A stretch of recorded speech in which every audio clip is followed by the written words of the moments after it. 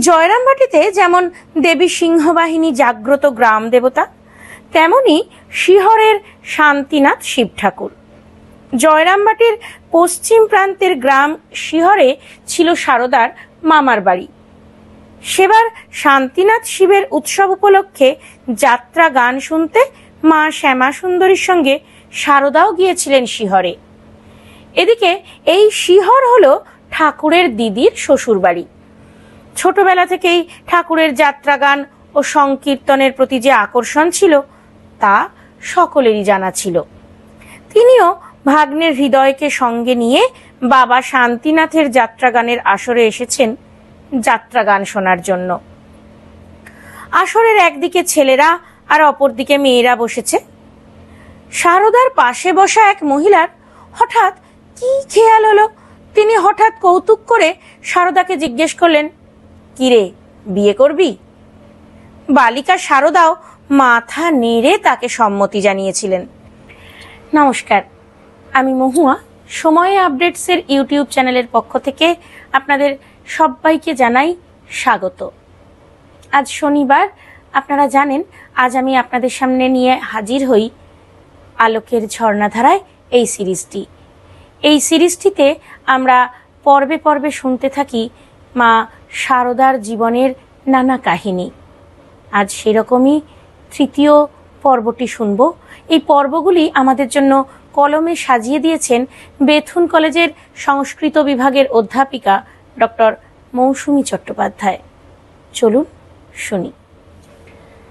यथाग्नेर दाहिका शक्ति रामकृष्णे स्थिता हिया सर्वविद्या स्वरूपां तां शारदां प्रणमाम्यहम्।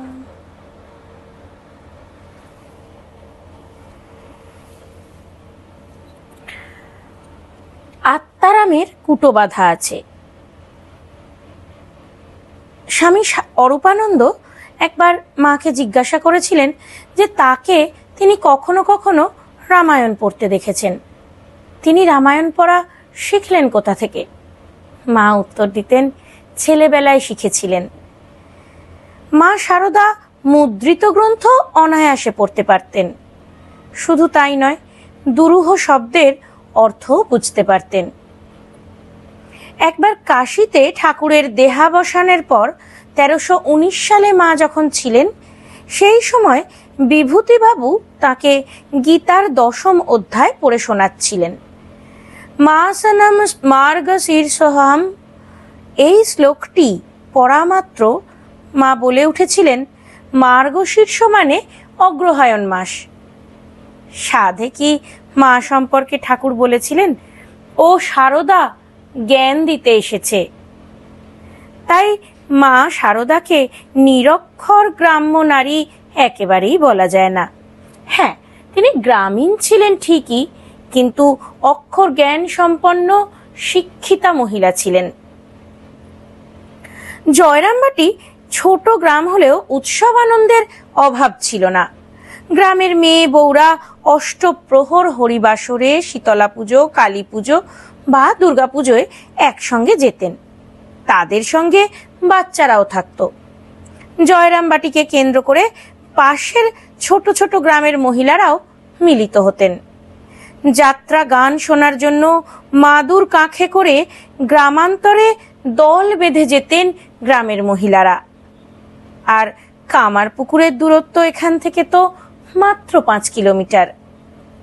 আনুরে বিশালাক্ষী দেবী দর্শনে নিজের গ্রামের মেয়েদের সঙ্গে ঠাকুরও যেতেন। আবার শ্যামবাজার গ্রামে 7 দিন 7 রাত ঠাকুর নাম সংকীর্তনে মগ্ন থেকেছেন। এই রকমই সেবার গ্রামের মেয়েরা বনভোজনে মিলিত হয়েছিলেন। শ্যামা সুন্দরী সেখানে মা সারদাকে নিয়ে গিয়েছিলেন। এদিকে কামারপুকুরের চন্দ্রমণি দেবীর সঙ্গে এসেছিলেন তার 3য় পুত্র গদাধর। এই বনভোজনের আসরেই গদাধরের সঙ্গে সারদার প্রথম দেখা। জয়রামবাটিতে যেমন দেবী সিংহবাহিনী জাগ্রত গ্রাম দেবতা, তেমনি শিহরের শান্তিনাথ শিব ঠাকুর। জয়রামবাটির পশ্চিম প্রান্তের গ্রাম শিহরে ছিল সারদার মামার বাড়ি। সেবার শান্তিনাথ শিবের উৎসব উপলক্ষে যাত্রা গান শুনতে মা শ্যামা সুন্দরীর সঙ্গে সারদাও গিয়েছিলেন শিহরে।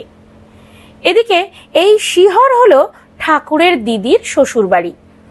ছোটবেলা থেকেই ঠাকুরের যাত্রা গান ও সংকীর্তনের প্রতি যে আকর্ষণ ছিল তা সকলেরই জানা ছিল।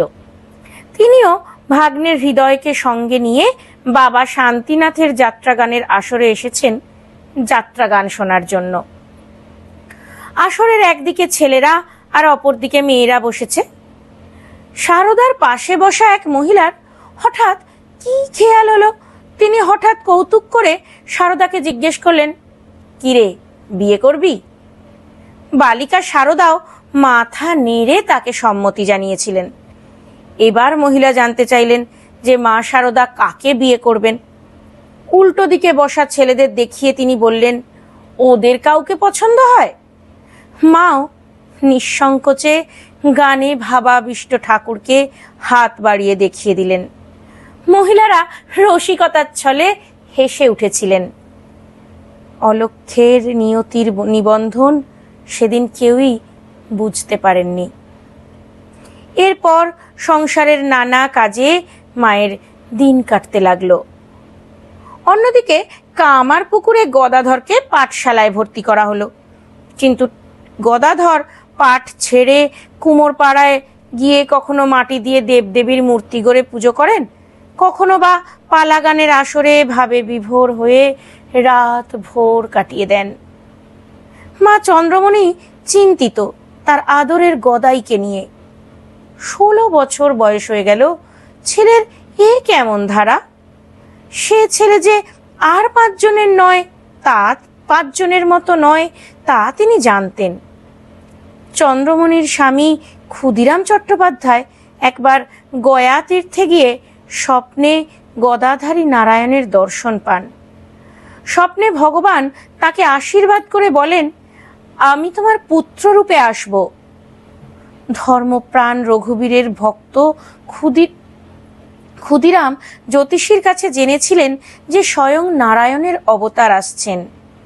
1836 সালে 17 ফেব্রুয়ারি বাংলার ফাল্গুন মাসে গদাধর যখন ভূমিষ্ঠ হলেন, মা বাবা তখন আনন্দে বিহ্বল। তাহলে কি গদাধর বিষ্ণুই গরিবের ঘরে এলেন? তারা পুত্রকে গদাধর বলেই ডাকতেন। দক্ষিণেশ্বরে মা কালীর সন্নিধানে এসে গদাধরের মনে কৈশোরের সেই প্রতিমা গড়ে পুজো করার সুপ্ত অনুভূতির স্ফুরণ হতে লাগলো। তার মনে এক দিব্য ভাবের উন্মাদনা দেখা দিতে লাগলো, যা বাইরে থেকে দেখে সাধারণ মানুষের পক্ষে বোঝা অসম্ভব। কামারপুকুরে মা চন্দ্রমণির কাছে খবর রটে গেল যে গদাধর নাকি উন্মাদ হয়ে যাচ্ছে। চিন্তিত হয়ে চন্দ্রমণি গদাধরের মেজ ভাই রামেশ্বরকে দক্ষিণেশ্বরে পাঠালেন। রামেশ্বর মায়ের কথা বলে গদাধরকে কামারপুকুরে নিয়ে গেলেন। প্রথম কিছুদিন তার উপরে গ্রাম্য ঝাড় ফুঁক প্রভৃতির প্রয়োগ করা হলো, কিন্তু তাতে কোনো ফল না পাওয়াতে সকলে পরামর্শ দিল ঠাকুরের বিয়ে দেওয়ার। সংসারী হলে সব ঠিক হয়ে যাবে। চন্দ্রমণি তাই লোক লাগিয়ে পাত্রী খুঁজতে লাগলেন। ঠাকুর বুঝতে পেরে বললেন, তোমরা পাত্রী খুঁজছ? দেখো গিয়ে জয়রামবাটিতে রামচন্দ্র মুখোপাধ্যায়ের ঘরে আমার জন্য পাত্রী কুটো বাঁধা আছে। গ্রামাঞ্চলে এই কুটো বাঁধা একটি প্রাচীন প্রথা। মাচার লতায় ফল ধরলে গৃহস্থ তার প্রথম ফলটিকে দেবতাকে উৎসর্গ করবার জন্য কুটো বেঁধে চিহ্নিত করে রাখে। তাই কুটো বাঁধা বলতে ঠাকুর এখানে বলতে চাইলেন যে মা শারদাও তার জন্য উৎসর্গীকৃত হয়েই আছেন। এই কুটো বাঁধা প্রসঙ্গে আরেকটি প্রসঙ্গের অবতারণা না করলেই নয়। বেলুর মঠ স্থাপিত হওয়ার পর ঠাকুরের পূত ভস্মাধারকে স্বামীজি মাথায় করে নিয়ে গিয়ে সমাধি মন্দিরে স্থাপন করেছিলেন। স্বামীজি একে বলতেন আত্মারামের কৌটো, আর বলতেন এখানে ঠাকুর কুটো বাঁধা হয়ে থাকবেন।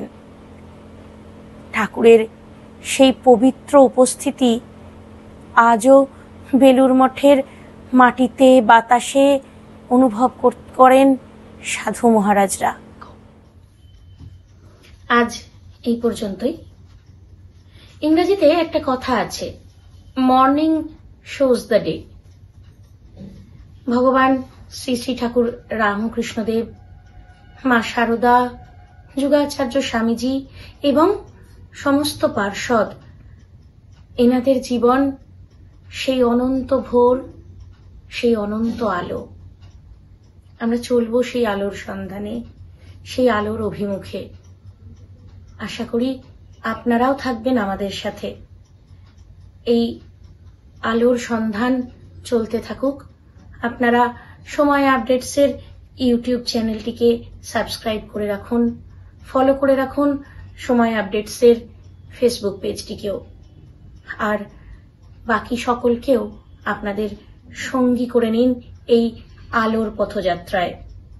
ছড়িয়ে দিন ভিডিওগুলো নিজের আত্মীয়দের মধ্যে। ধন্যবাদ।